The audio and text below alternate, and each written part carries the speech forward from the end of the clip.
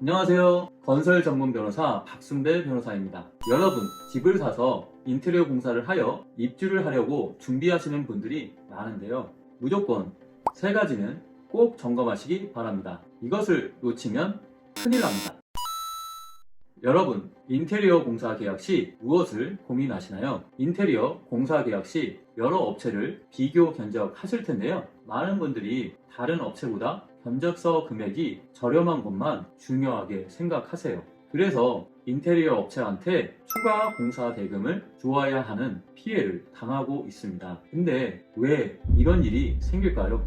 이걸 어떻게 하면 해결할 수 있을까요? 좋은 솔루션을 드려야겠다고 생각했습니다. 끝까지 이 영상을 시청해 주시기 바랍니다. 인테리어 공사 계약을 하면 견적서를 작성하는데요. 그때 견적서에는 내역이 쭉 적혀 있어요. 주방공사, 화장실공사, 바닥공사, 도어공사 등등의 품명, 단위, 수량, 공사금액, 자재가 적혀 있겠죠. 그리고 마지막으로 공사금액 총액이 얼마인지 알 수 있지요. 여러분은 그 금액만 지급하면 되겠지 생각하잖아요. 공사가 마무리되어서 잔금을 지급할 때 인테리어 업체가 갑자기 추가 공사가 있다며 여러분에게 2천만 원을 더 청구하면 여러분 어떠실 것 같아요? 분이 터지겠죠? 인테리어 업체는 계약자분의 지시로 설계 변경을 하면서 공사 금액이 커졌다고 주장해요. 그럼 인테리어 업체의 논리는 무엇일까요? 첫째는 견적서 외 사항은 별도라고 계약서에 기재했다는 것이에요. 둘째는 계약서의 요구로 공사 금액의 증감이 발생하였다는 것입니다. 계약자의 요구로 추가 발주 공사를 하였거나 자재를 변경하는 등 설계 내용이 변경하였다는 것입니다.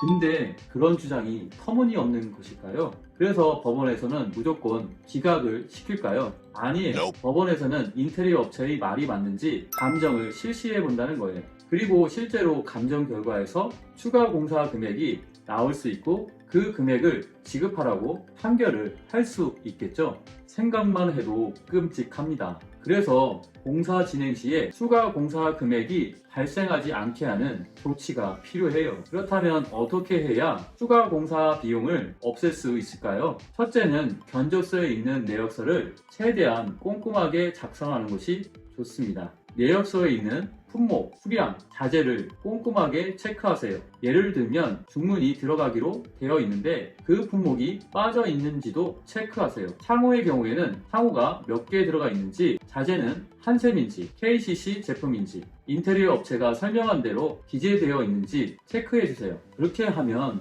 설계 변경이 되어 있으니 추가 공사 금액이 발생하였다고 말하는 경우가 드물겠지요. 둘째는 계약서에 추가 공사 금액이 발생하였을 경우에 품명, 수량, 단가, 공사 금액을 고지하고 이를 내역서에 반영한 것만 인정된다고 기재하는 거예요. 이것을 해야 하는 이유는 무엇일까요? 인테리어 업체는 계약자의 요구가 있을 때마다 일일이 그 내용을 새로 기재하여 추가 공사 계약서를 작성하기란 현실적으로 불가능하고 원고에게 추가 공사 내용에 대한 확인을 요구하면 공사가 끝나면 정산해 주면 되지 않느냐고 말하였으므로 구두로 추가 공사를 요구했다는 주장을 할 수 있어요. 이런 주장의 여지를 없애려면 계약서에 추가 공사 금액이 발생할 때에는 반드시 이를 계약자에게 알리고 기재해야 한다고 쓰는 거예요. 그런 요구를 했음에도 불구하고 이를 이행하지 않는다면 어떻게 하시겠어요? 그래도